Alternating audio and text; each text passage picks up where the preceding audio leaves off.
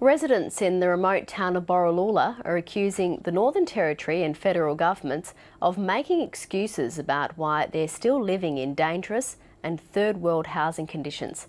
The two governments are blaming the need for Indigenous land access agreements and choices about where the houses should go. They're conditions no Australian would choose to live in.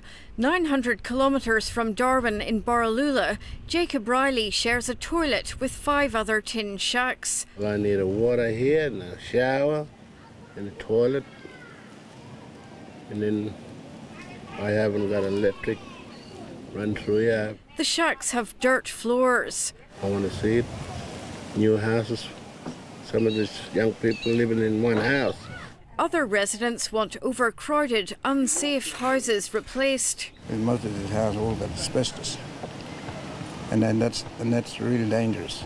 Borroloola's 4 town camps were promised new houses and upgrades in 2008 under a Northern Territory and federal government $1.7 billion 10-year programme. I'm sick and tired of this. We're talking too much. Why don't we see action?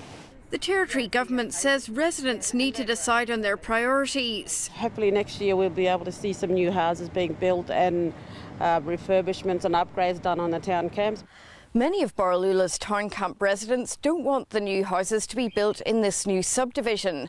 That's despite government concerns about the standard of sewage systems and the risks of flooding in some of the town camps. I want to make sure the community decides. The community is disputing the amount of money promised. It's always been 14.6 million and there hasn't been 55. We should have more than 15 houses in each camp, because 14 million not going to cover that. The Northern Land Council disputes government claims its Indigenous land lease agreements are causing delays. And also the confusion about native title potentially or supposedly holding these investments up, which has obviously not been the case.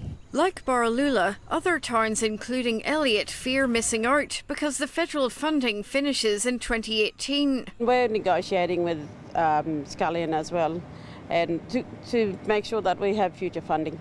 The Commonwealth says land tenure agreements must be finalised before money will be spent. Jane Bardon, ABC News, Borroloola.